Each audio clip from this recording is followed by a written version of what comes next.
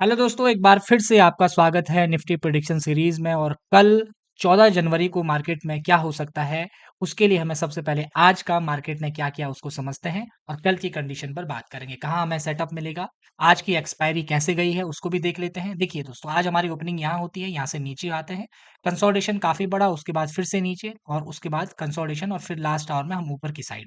ये जो हम ऊपर की तरफ गए हैं दोस्तों, ये बड़ा इंपॉर्टेंट है क्योंकि ये मोमेंटम अगर आप ध्यान से देखेंगे तो 600 का हमने लो लगाया और जो हाई लगाया है 760, करीब करीब 150 पॉइंट का अप मूव हमको यहाँ पर देखने को मिला है। और जो क्लोजिंग हमें मिली है 25,716 की, हमें क्लोजिंग भी यहाँ पर देखने को मिली है। उसी प्रकार से अगर हम बैंक निफ्टी का चार्ट देखेंगे, 5 मिनट पर हमने बैंक निफ्टी में क्या किया है, बैंक निफ्टी का चार्ट भी आपको कमोबेश वही देखने को मिलेगा, इस तरीके का पैटर्न। और लास्ट आवर में अप साइड को हम गए हुए हैं। अब इस अप साइड का कल के मार्केट पर क्या फर्क पड़ेगा उसको भी समझ लेते हैं। कई लोगों के दिमाग में सवाल आ रहा हो, भाई कल तो 14 जनवरी है, छुट्टी रहती है। हाँ, लेकिन इस बार 15 जनवरी को है क्योंकि 15 जनवरी को अर्बन बॉडी के इलेक्शन है मुंबई में। 15 जनवरी को वहां पर छुट्टी रहेगी, इस वजह से सभी जगह छुट्टी है स्टॉक मार्केट की। 14 जनवरी को पहले छुट्टी रहती थी, 14 जनवरी को मकर संक्रांति आती है। और आप लोग जानते हैं कि पूरे भारत में कई जगह लोहड़ी पर्व मनाया जाता है, कई जगह मकर संक्रांति मनाया जाता है, कई बार घी संक्रांति मनाई जाती है। हर जगह इस त्योहार का नाम अलग अलग होता है। मकर संक्रांति बहुत पूरे भारत का फेमस त्योहार है, तो अलग अलग नाम से अलग अलग क्षेत्रों में इसको मनाया जाता है, तो त्योहार का सीजन भी आप इसको कह सकते हैं।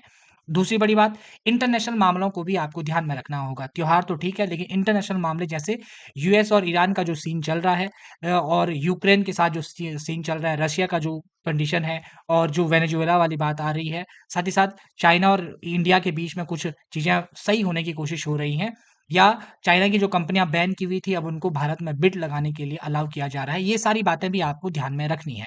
ठीक, अब समझते हैं दोस्तों। सबसे पहले डेली चार्ट पर आपको लेकर जाऊंगा कि डेली चार्ट पर क्या कंडीशन बन रही है, और आज मैं आपको एक कंडीशन भी बताने वाला हूं, या एक एक मतलब क्या कहते हैं उसको, एक टॉपिक आपको समझाऊंगा जो आपको थोड़ा सा काम आएगा। देखिए, आप लोगों ने देखा कल हमने ये लो ब्रेक किया था, परसों हमने ये लाइन ब्रेक की थी और उसके नीचे हम गए, और यहाँ पर हमने एक अब बहुत अच्छी सपोर्ट कैंडल बनाई कल। और इस सपोर्ट कैंडल के पीछे कई लोगों ने ये बात लगाई कि भाई मार्केट में जो यूएस और इंडिया की जो बात बंद हो गई थी वो अब फिर से चालू होने वाली है, इसलिए ये थोड़ा सा मामला बेहतर होता हुआ दिखा है। लेकिन मैं आप लोगों को एक बात बता दूं दोस्तों, प्राइस एक्शन के नजरिए से आप लोगों को एक चीज समझाने की कोशिश करते हैं।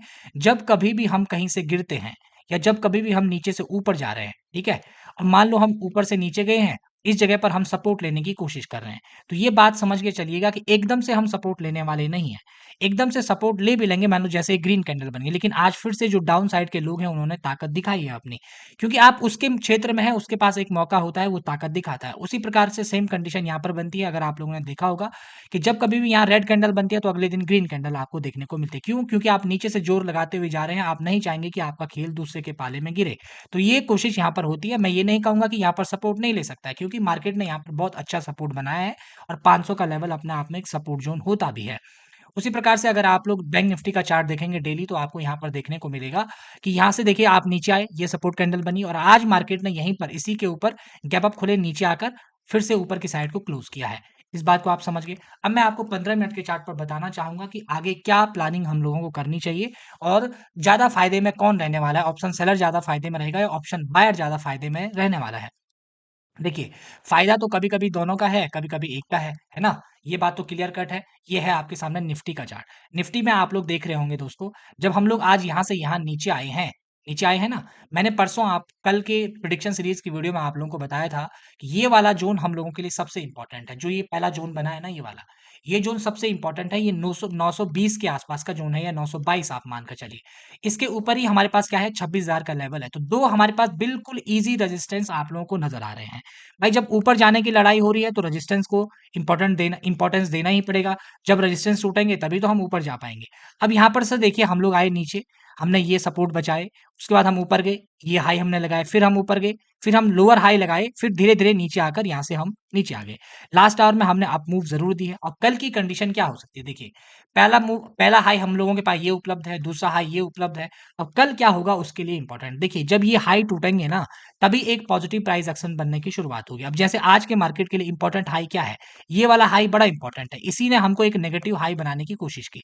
तो यानी कि अगर मार्केट कल इस जोन में खुलता है, अगर इन हाई को ब्रेक करता है, उसके बाद इधर कुछ बनाने की कोशिश करता है, तब जाकर यहाँ पॉजिटिव प्राइस एक्शन की क्रिएशन होगी। ध्यान रखिएगा। ऑप्शन सेलर तब मजे लेता है दोस्तों, जैसे ही मार्केट यहाँ से नीचे आया ना, उसने शॉर्ट कर दिया होगा और वो दिन भर बैठा है, उसको कुछ करने की जरूरत नहीं, उसका प्रीमियम जीरो हो जाएगा, वो मजे में घर चले जाएगा। इस बात को आपने समझना है कि ऑप्शन सेलर और ऑप्शन बायर की जो गणित है वो कहाँ पर मैच होगी और आपको उसका फायदा कैसे मिलेगा। देखिए, अभी लोगों में ये होप नहीं आएगी मार्केट ऊपर की तरफ को जाने लगेगा। ऑप्शन जो लोग लॉन्ग में शॉर्ट करके बैठे होंगे 26,000 के ऊपर, वो लोग डरने की उनको कोई नौबत ही नहीं है, क्योंकि मार्केट बहुत नीचे अभी घूम रहा है। घूमता रहेगा मार्केट, अगली एक्सपायरी आने तक पूरा प्रीमियम ज़ीरो हो जाएगा। इस बात को आपको समझना पड़ेगा। जब वो लोग डर कर बाहर निकलेंगे, तब ऑप्शन बायर के लिए मज़ा है।